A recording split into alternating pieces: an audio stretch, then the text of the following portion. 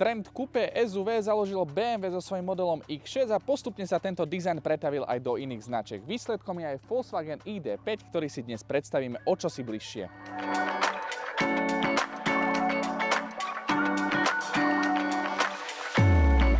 Model ID5 prichádza na trh v novembri 2022 ako derivát populárneho elektrického SUV modelu ID4. My sme si vyskúšali auto z roku 2023 s nájazdom 35 000 km. Ako sme si povedali, model ID5 vychádza z modelu ID4, z ktorého si prepožičal aj dizajn prednej časti, vrátane vynikajúcich IQ Lights Matrix LED svetlometov, ktoré svietia naozaj že fantasticky. Celková dĺžka ID5 je 4,6 metra, rázvor náprav je 2,7 metra, výška auta 1,6 a šírka 1,8 metra bez spätných zrkadiel. Z profilu nám tu dominuje práve tá zvažujúca sa zadná časť karosérie spolu so zadným spoilerom a 19-palcovými diskami kolies, ktoré majú profil pneumatiky 50, čiže dostatok gumy aj na slovenské rozbité cesty. Dynamický tvar Coupé SUV nám doplňa strešný spoiler na veku batožinového priestoru spolu s charakteristickým ID LED svetelným podpisom.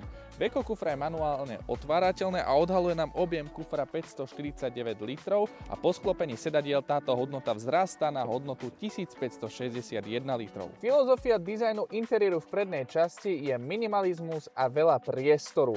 Minimalizmus je v podstate vidieť na všetkých tých ovládacích prvkoch, ktoré sú centralizované do stredového displeja, ktorý podporuje Apple CarPlay, ale aj Android Auto bezdrôtovo. Je veľmi responsívny voči tým prvým verziám, musím uznať, že túto Volkswagen naozaj zapracoval, avšak prijal by som trošku viacej manuálnych tlačidiel. To sa týka aj multifunkčného volantu, ktorý tu má takisto dotykové plochy s haptickou odozvou a tie fyzické tlačidlá sú niekedy lepšie ako tieto dotykové plôžky. Virtuálny kokpit je tu taká malinká kaplnka alebo taký malý displej naozaj iba s tými základnými jazdnými údajmi. A čo sa týka tej filozofie priestrannosti, tak modely ID išli v tomto prípade štýlom, že nedáme tú centrálnu konzolu, takú tú vysokú, dáme tú nízku a integrujeme do nej strašne veľa odkladacích priestorov a v podstate namiesto lakťovej opierky tu máme takéto separátne opierky pre vodiča aj spolujazdca. Čo sa týka tých sedačiek, sú komfortné, nie sú nejakým spôsobom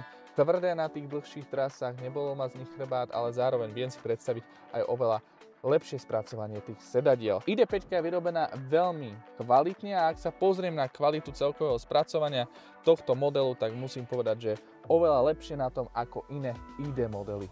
Čo sa týka sedenia na zadných sedadlách, aktuálne mám sedadlo vodiča nastavené na moju výšku 190 cm a presne toto je ten dôvod, prečo si kupujete veľké SUV, pretože aj veľký človek vzadu má dostatok miesta na kolená, na chodidlá a aj v prípade Coupé karosérie aj na hlavu. Čo sa týka praktických prvkov, máme tu kotviaci systém Isofix na krajných sedadlách a tretí Isofix bod sa nachádza na spolujazdcovej sedačke spolu s takýmto kotviacím mechanizmom v zadnej časti. V zadnej časti viete nabíjať naraz dve zariadenia pomocou USB-C portov, ktoré sa nachádzajú v tejto stredovej konzole spolu s výduchmi klimatizácie.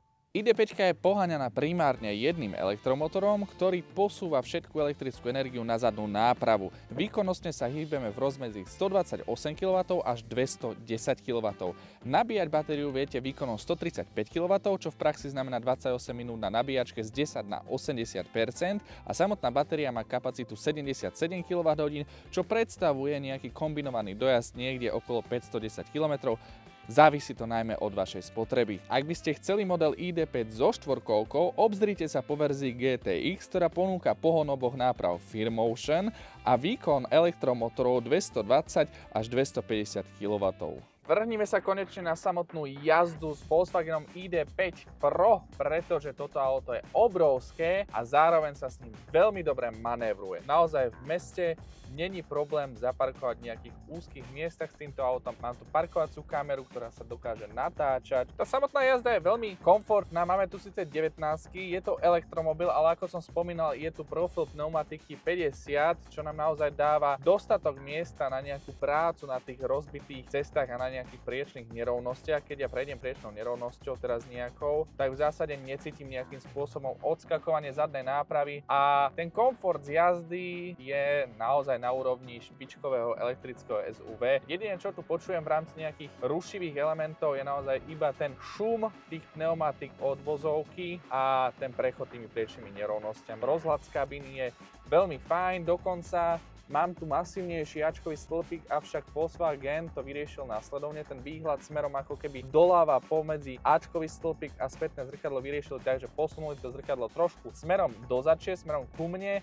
a tu mi dali také malinké okienko, takže naozaj ja viem, kde sa nachádzam a nehrozí tu ešte raz taká tá situácia, že by som sa nejako strátil v tom priestore a nedaj Bože auto oškrel. Fascinuje ma to, že naozaj sa tu Volkswagen snaží ísť takouto minimalistickou cestou a to sa týka aj vlastne voliču automatickej prevodovky. Je tu bezstupňová automatická prevodovka ako v každom inom elektrickom automobile a ten volič je umiestnený vlastne priamo tu pri tom virtuálnom kokpite, to nazvime. Je to dosť po ruke a aj počas tej jazdy, keď v podstate držím volant, ja si viem veľmi rýchlo prepnúť medzi takým tým plachtiacim režimom a režimom rekuperácie. Tá kombinovaná spotreba ID.5 Pročka v tej slabšej 128 kW verzii s jedným motorom a náhonom na zadné kolesa je niekde na úrovni 16 kWh v tom kombinovanom cykle. 16 kWh na 100 km, čo predstavuje dojazd niekde na úrovni 480 km s tou využiteľnou kapacitou batérie 77 kWh. Čo sa týka diaľničného dojazdu, tak tu počítajte naozaj pri tempe 130, 135, 140 km za hodinu, niekde s hodnotou, dajme tomu 300-330 km, čo je v podstate trasa, po ktorej by ste aj tak s tým elektromobilom niekde stáli na pumpe a stáli by ste aj s nejakým spalovacím autom, pretože potrebujete ísť na vecko, doplniť energiu a počas tých 10 minút vy viete nabiť v podstate dostatok energie na ďalších XY kilometrov v meste. V meste dokážete s týmto autom hravo prekročiť hranicu 500 km. V podstate, ak dochádzate denne nejakých 50 km, tak to máte jedno nabitie za týždeň. Ak kupujete jazdený elektromobil, je dôležité zamerať sa najmä na stav akumulátora. Ten v AAA Auto kontrolujú pomocou testu Avilo, kedy preveria históriu rýchlo nabíjacích cyklov, napätie v článkoch, stav battery managementu a jeho komunikáciu. Následne auto dostáva bodové skóre, ktoré v prípade našej ID.5 98 bodov zo 100. Zdravie batérie po 35 000 km je na hodnote 99,16%. Ak sa obzeráte po veľkom rodinnom a štýlovom elektromobile, ID.5 je určite veľmi dobrou voľbou. Nájdete ju s nájazdom 35 000 km za cenu 32 000 eur u najväčšieho predajcu ojazdených elektromobilov AAA Auto. Prajem vám pekný deň a vidíme sa opäť na budúce. Vyhnite sa nepríjemným situáciám pri kúpe jazdenky s výpisom z registra prevádzkových záznamov vozidiel Odopas zdarma a Autopas so zľavou 50%. Vďaka týmto nástrojom máte z AAA Auto kompletný prehľad o histórii vášho nového vozidla a vy tak môžete spokojne jazdiť za zážitkami.